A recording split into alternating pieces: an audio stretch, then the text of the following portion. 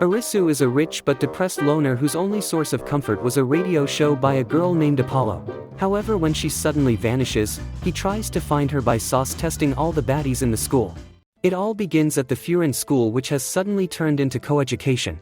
The homeroom teacher tries to impress all the fresh baddies by advising the boys to be nice to the girls. Scoffing at the speech, Arisu stands up from his seat and tells his teacher that he sounded like a total simp and should redo his speech. Confused by his audacity, the teacher asks him to at least introduce himself. Seizing this opportunity, Arisu tells his new classmates that he is the heir to the Yamabuki group, so he is basically their Elon Musk who will take Japan to Mars. With that, he humbly adds that he is 99% perfect, so for him to be 100% perfect, he needs all the girls to say I love you to him. Oh my god, bro. Oh, hell no, man. What the? After his wild introduction, all the boys gang up on Arisu and tell him that his clownery has scared away all the hoes. However, Arisu calmly tells them that being extra is what attracts all the girls. Just then, a bubbly tomboy approaches Arisu and states that she knows the Yamabuki group is completely loaded, so she would like to become his girlfriend. Hearing this, Arisu stands up and tells the girl to say something in his ear, but when she does so, he flatly rejects her by telling her that it's time for him to take a massive dump.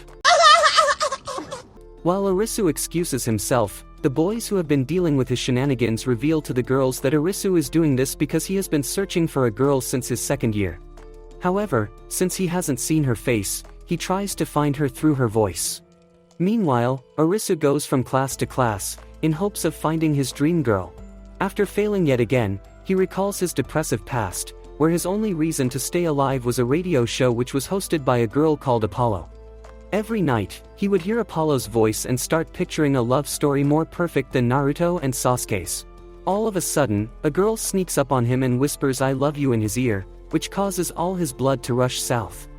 Startled by this, Arisu demands an introduction, but the cheeky girl reminds him that break is over and he still hasn't gone to the washroom. After returning, he joins his peers in the mess hall, where he thinks about the girl who sounded eerily similar to Apollo. However, Arisu tells himself that he can't be sure since the girl caught him at a time when he was desperately trying to hold his poop together. Just then, he hears a girl's voice echoing through the speakers, which tickles Arisus's pickle, causing him to run towards the broadcasting room. On his way, Arisu thinks about Apollo and wonders if she is closer to him than he had thought. As he was her only listener, they chatted regularly and got so close that Apollo would often tell him that she would like to attend an all-girls school. After her sudden disappearance, he had compiled all the evidence from their chats and quickly learned that she was the same age as him. And since she wanted to go to an all-girls school near the ocean, he dug up all the schools in the area and found out that only Furin offered such specs, which is why he decided to attend Furin School for Boys because he wanted to get closer to Apollo. With the broadcasting room in front of him, Arisu takes a deep breath, hoping that he'll find Apollo in the next room and finally become whole. However, as he opens the door, he is greeted by 4 yummy baddies. Composing himself, Arisu tells the girls that he wants to ask them about something. But before he can do that, they start shouting at him for the sudden interruption. He quickly apologizes to them while his eyes linger longer on Rika, the girl he met earlier, as he thinks about how she and the 3 other girls all sound similar to Apollo. Seeing Arisu completely dumbfounded, Shinobu asks him if he wants to go pro. Confused, he asks what she means, further upsetting the hot-headed Nene, who asks him why he is even here if he doesn't know anything. Finally, Iko reveals they are huddled in the broadcasting club because they want to pursue a career through their voices. Just when Arisu wonders if the girls are trying to start something naughty called Only Voices, Shinobu reveals that she wants to be an anchor, Iko announces that she will become a VTuber, Nene states her dream is to become a voice actor, and lastly, Rika claims that her goal is to become a singer. While Arisu realizes he is surrounded by an ambitious crowd of girls, Shinobu jokingly tells the girls that she heard Arisu give a weird speech about wanting a lover. Before he can explain himself, Nene kicks him and tells Arisu that he looks like a creep who flashes his pickle to random girls. Upset by the allegations, Arisu clarifies that he's not Diddy, as all he wants to do is find someone. Hearing this, Iko shows a screen of her character and asks Arisu if he is here to meet her. When he tells her no, Rika steps forward, asking if he wants to date her since he seemed completely smitten by her in the hallway. Now getting annoyed, Arisu tells them that he has no ulterior motives and just wants to find Apollo. Confused, the girls ask him what an Apollo is, which shocks Arisu, who is sure that Apollo is one of the 4 girls. It then dawns on him that Apollo could be trying to hide her identity, which makes him regret asking them about her directly. Thinking he would have plenty of chances to investigate the girl, Arisu turns to leave when the girls tell him to never show his ugly face in the broadcasting club again since outsiders aren't allowed. This suddenly prompts Arisu to recall a conversation with Apollo where she told him that she wants to pursue a career through her voice.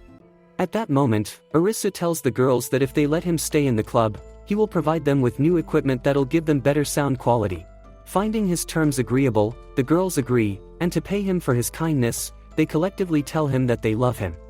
However, Arisu starts tweaking out like a virgin and quickly rushes out when he recalls saying I love you to Apollo in a moment of loneliness. However, since he's no longer a simp, Arisu makes up his mind to find Apollo so he can make sure she won't blackmail him once he takes over the Yamabuki group. The next day, Arisu makes up his mind to observe and collect notes on the group. But when he enters the clubroom, he only finds Shinobu, who reveals that she likes to come early to practice her lines as she's prone to messing up more. Just when he tries to ask her a question, Shinobu shushes him and prepares for the morning broadcast. Observing her intently, Arisu reads the information he had gathered on her. Basically, Shinobu is a perfect student as she is not only the vice president of the student council but is also treated like royalty by the students. Just hearing her voice, Arisu starts to believe she is completely perfect when suddenly Shinobu starts getting tongue-tied, which upsets Arisu so much that he starts scolding her while the mic is still on. Outside, he catches Nene surrounded by girls, asking her if she got the new volume of Lilycos. Nene eagerly states that she did since she's a die-hard fan, which prompts Arisu to recall that Apollo loved the manga as well. Analyzing Nene from afar, Arisu reads the information on her and comes to know that she loves to cosplay and is basically besties with everyone in her class. As she starts voice acting for the heroine in the manga, Arisu finds himself bewitched until she starts messing up her lines by saying the wrong words. Cringing at her state, Arisu wonders if Nene is special needs when she notices him and tells her friends that she got scared because Arisu keeps staring at her. After barely escaping from the angry crowd, Arisu realizes that he is unable to find the real Apollo because he had been hearing her through the phone. Naturally, the phone would distort her real voice, which is why he's having such a hard time. Suddenly, Iko sneaks up on Arisu, causing him to tumble down the stairs. Still reeling from the shock, he recalls the data he had on her. Turns out, Iko is the one who offers tech support to the broadcasting club and has a massive fan base in the otaku community. When he asks what she is doing here, Iko reveals it's time for her daily stream. With that said, she sets up her iPad and holds a 5-second stream, which ticks off Arisu, who asks her to be more dedicated to her fans. However, Iko argues that her simps don't mind, so she's cool with it. Without engaging further, Arisu leaves, realizing that everyone in the club is unserious, unlike Apollo, who was determined to pursue a career through her voice, and because of this determination, he had promised to learn voice support so he could help her in the future. Later that day, Shinobu goes live and performs badly as usual when suddenly Arisu hijacks the mic and announces that he's fed up by the mediocrity of the broadcasting club, therefore he's going to push everyone to do better. Before he can continue, Arisu is pushed out of the club by the girls. Suddenly, he gets a notification on the screen, which knocks his breath out as for the first time in years, Apollo comes live and tells Arisu that she meant it when she said I love you. Do you think Arisu will find Apollo? Comment, Mike, and like and subscribe for part 2.